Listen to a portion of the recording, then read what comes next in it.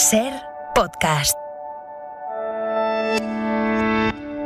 La pandemia ha multiplicado por 4 el déficit público en España. Es el asunto de este episodio de Hora 25 de los negocios. Soy Jordi Fábrega y las cifras del descuadre las ponía el Gobierno. España cerró el año pasado con un déficit del 10,09% del PIB, sin incluir las ayudas financieras. Son cifras de déficit que tendremos que ir corrigiendo en los próximos años. La ministra de Hacienda, María Jesús Montero, ha puesto hoy cifras al agujero que la pandemia ha hecho en las cuentas públicas de 2020. No han sido una sorpresa para nadie estas cifras. Se ha disparado el déficit público hasta superar el 10%. Eso supone multiplicar casi por 4 las cifras del año anterior y, traducido a números absolutos, supone un desajuste de 113.000 millones de euros, a los que habría que sumar otros 10.000 millones más porque Eurostat obliga este año a contar las pérdidas de la Sareb como déficit. Carlos Sevilla, buenas noches. ¿Qué tal? Buenas noches. Vamos primero con los datos que dan cuenta del impacto que las medidas para contener el coronavirus han tenido sobre las cuentas públicas, que han registrado en 2020 su mayor déficit en una década.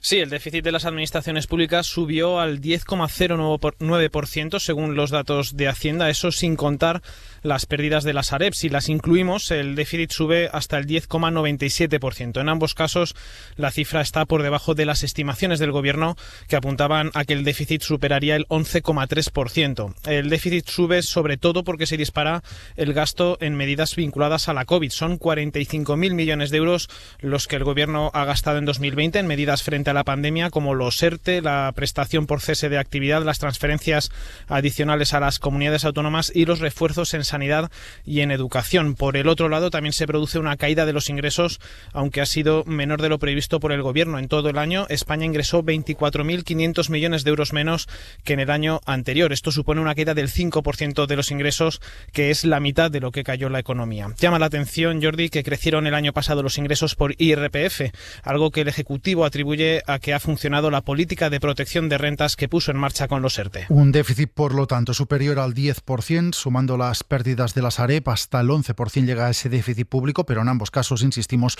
los datos son mejores de lo que había estimado el Gobierno. El desglose de las cuentas nos muestra también que ese mayor déficit se concentra básicamente en la Administración central y en la Seguridad Social, porque las comunidades autónomas han reducido su déficit en 2020 y las entidades locales han conseguido, Carlos, mantenerse en superávit. Sí, de los 10 puntos de déficit, 7,6 corresponden a la Administración central, que ha asumido el mayor coste de la pandemia. El Estado gastó 21.520 millones de euros en pagar ERTES, la prestación por cese de actividad e incapacidad temporal, 7.800 millones en exoneraciones vinculadas a los ERTE y a los autónomos, dinero que no han tenido que pagar a la Seguridad Social, otros 15.500 millones de euros en gastos sociosanitarios en las comunidades autónomas, educativos y otros gastos vinculados con la pandemia, y también se calculan en unos 5.000 millones el gasto extra en prestaciones por desempleo. La Seguridad Social también dobla su déficit, cerrando el año en el 2,65%. Es un total de 29.685 millones de euros. Las mayores transferencias a las autonomías explican que éstas hayan bajado su déficit hasta el 0,21%. Incluso hay 9 autonomías que han cerrado el año con superávit. Son La Rioja, Asturias, Canarias, Cantabria, Castilla-La Mancha, Baleares, Aragón, Andalucía y Castilla y León. Y las entidades locales, como decías, han mantenido un superávit del 0,26%, algo más bajo que el año anterior. Gracias, Carlos. Estas son las cifras de las cuentas públicas a finales del año 2020. Esa es, por tanto, la consecuencia más visible de la pandemia en forma de déficit público. La deuda, lo sabemos desde hace unos días, escaló 20 puntos hasta situarse en el 120%, contando ahí también el banco malo, la Sareb. Déficit y deuda se disparan porque la respuesta política a la pandemia ha sido gastar, gastar y gastar, a la vez que la actividad y los ingresos, por tanto, se frenaban. Dice el Gobierno que esta política de gasto se mantendrá por ahora, se mantendrá lo que sea necesario, decía María Jesús Montero. Eso es prioritario para este Gobierno y, por tanto, no vamos a retirar medidas de estímulo económico antes de lo que corresponde, como recomiendan la mayoría de los organismos. Y a partir de aquí la pregunta es si es o no es el momento de pensar en cómo se reducirán esos desequilibrios, tanto en déficit como en deuda. Le han preguntado hoy al gobernador del Banco de España. Pablo Hernández de Cos dice que sí, que hay que diseñar ya ahora un plan para corregir esos desequilibrios. Pues creo que sería incluso importante empezar a diseñar ese programa de consolidación fiscal hoy, ¿no? Para ganar esa credibilidad, como digo, ¿no? Pero no para su ejecución, por supuesto, ¿no? La ministra de Hacienda, en cambio, dice que no, que el déficit se empezará a reducir ya este año, pero que el plan para volver a bajarlo a los niveles previos a la pandemia o incluso más bajos no es momento de presentarlo ahora, que tocará hacerlo cuando la Unión Europea vuelva a exigir el cumplimiento del Pacto de Estabilidad, que establece que el déficit no puede exceder el 3% del PIB, entre otras cosas, y que habrá, dice, que hacerlo poco a poco. Yo espero y deseo que hagamos una pendiente descendente inteligente, que no provoque ni recorte de servicios públicos, ni provoque una caída de nuestra riqueza potencial por el hecho de no poder ayudar al tejido productivo, o que no provoque, quizás lo que a todos más nos preocupa, desapego de los ciudadanos de la política. Enseguida le trasladaremos esta pregunta a Javier Díaz Jiménez, profesor de Economía del IES, que ya está con nosotros. ¿Qué tal? Buenas noches. Hola, buenas noches. Pero antes le quiero preguntar por la cifra de déficit que hemos conocido hoy, algo más del 10%, en la parte más baja, es decir, menos mala de todo lo que se había previsto y que habíamos escuchado a lo largo del año pasado. Sí, bueno, es un déficit extraordinario, y independientemente de que sea unas décimas más bajo de las peores previsiones, es verdad que también hay unos ajustes estadísticos que tienen que ver con la Sareb, en fin, pero importa más el número gordo, ¿no? Es un número realmente excepcional, pero también son excepcionales las circunstancias de la pandemia que yo creo que lo justifican plenamente, ¿no?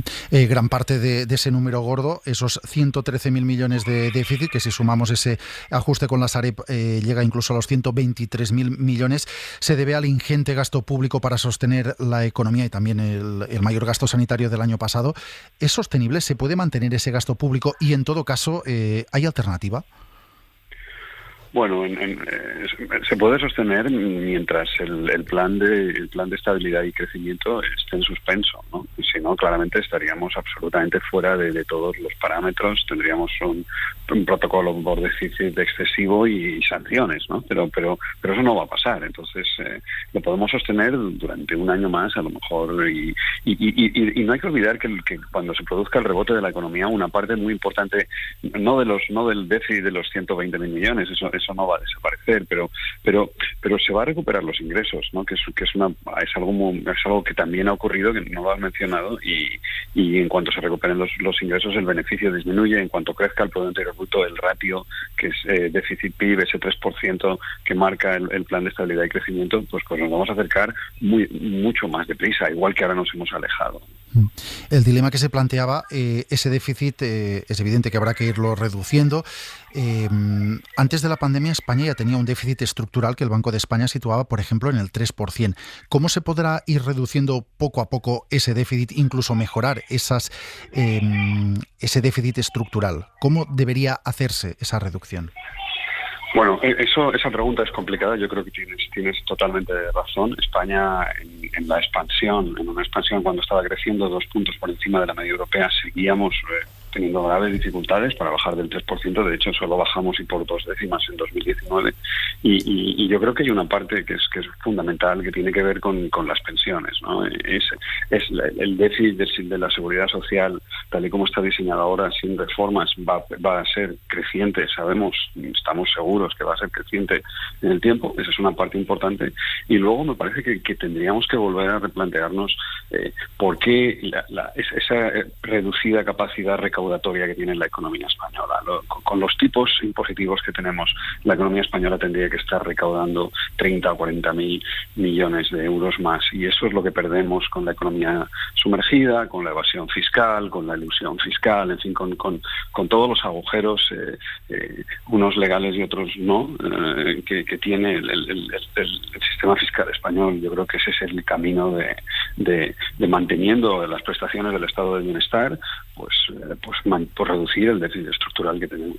Por lo tanto, en lugar de subir impuestos o crear nuevos impuestos, intentar tapar esos agujeros, reduciendo, entiendo, bonificaciones, desgravaciones y luchando contra el fraude fiscal. Efectivamente, a mí me parece que esa es la receta razonable, porque es que los tipos españoles son perfectamente homologables de la mayor parte de los impuestos, en fin, sin entrar en detalles otra vez con número gordo, están homologados son tipos europeos, ¿no? No hay mucho margen, en fin, en algunos impuestos especiales, impuestos quizá de la gasolina, pero los tipos de los impuestos directos, tanto del IRPF como sociedades, como el IVA, están en la parte alta de los tipos europeos. Entonces tenemos un problema de recaudación porque los españoles sí nos gusta un estado de bienestar grande, pero queremos pagarlo con una recaudación. No aspiramos a un estado francés y la queremos pagar con una recaudación irlandesa, y es que eso no puede ser. Lo que tendríamos que hacer en España es empezar por pagar el IVA, o sea, todos y siempre, ¿no? Y eso sería mi primera medida. Pide el Banco de España, también lo ha hecho la IREF, que se presente ya un plan de reducción del déficit y de la deuda, aunque no se aplique ya. ¿Sería bueno tener ya ese plan diseñado? Mira, si no lo vas a aplicar, yo creo, mira, yo no lo haría en este momento. Ahí estoy un poco más del lado del gobierno, ¿no? Yo ahora mismo me parece que hay otras prioridades. Yo creo que la prioridad debe ser la vacunación y terminar con la pandemia, acelerar el final todo lo que podamos, poder levantar las restricciones, conseguir que la economía vuelva a crecer, y entonces ya tiempo habrá, ¿no? Estamos en el final de un periodo presupuestario, va a haber unos nuevos presupuestos, esos nuevos presupuestos ya quizás podrían empezar a contemplar alternativas, pero yo ahora no le veo la prisa, y me parece que yo si fuera presidente, esa no sería una de las prioridades de mi gobierno en este momento.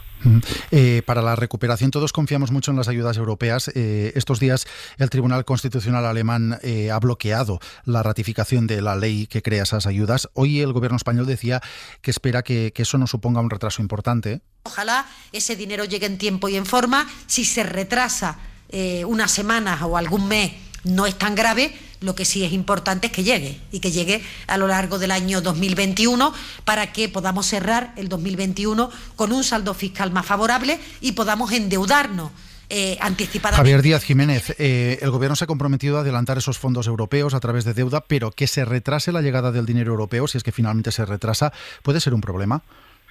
Bueno, claro que sí. O sea, el dinero europeo es una ayuda muy importante en estos momentos, ¿no? tan duros, con tanta tensión en las cuentas públicas, con una recesión sin precedentes. Pero fíjate que a mí me parece más, el crecimiento lo arregla todo, ¿no? O sea, si las ayudas europeas vendrán un poco antes, vendrán un poco después, terminarán viniendo. Si no vienen, hay otros mecanismos. Está el MEDE, ¿no? Que todavía no hemos decidido no utilizarlo, pero podríamos solicitar créditos en una situación de una gran tensión que yo no anticipo, pero a mí me parece que lo que debería presidir la acción del gobierno, además de que vengan y los fondos europeos seamos capaces de gastarlos y todo lo demás, es acelerar la vacunación y volver a crecer, ¿no? Y recuperar el crecimiento. Me parece que eso es algo que podemos hacer, no tenemos que pedirle permiso a nadie, no tenemos que esperar a nada, y que la economía española ha hecho, lo hizo, en fin, un poco retrasado, pero realmente salimos de la crisis anterior razonablemente bien, y tuvimos una última parte con un crecimiento, manteniendo un diferencial de crecimiento importante con la Unión Europea, y yo creo que podemos volver a hacerlo. Pues Javier Díaz Jiménez, profesor de Economía en el IES, gracias por estar en Hora 25 Los Negocios. Gracias a vosotros. Y a todo esto sumamos otro fragmento de la intervención hoy del gobernador del Banco de España, Pablo Hernández de Cos, pidiendo consenso.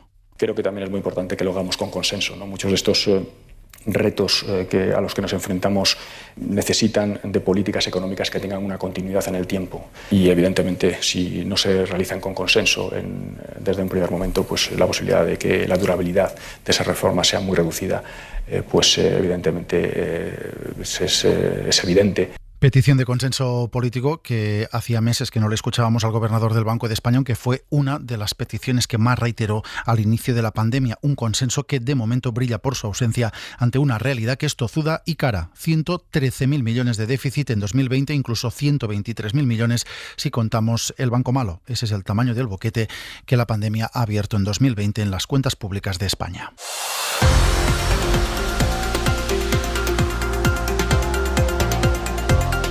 Suscríbete a Hora 25 de Los Negocios.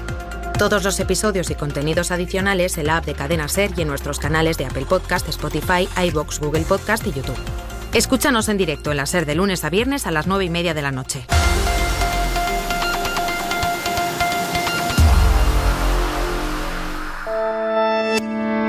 Cadena SER. La radio.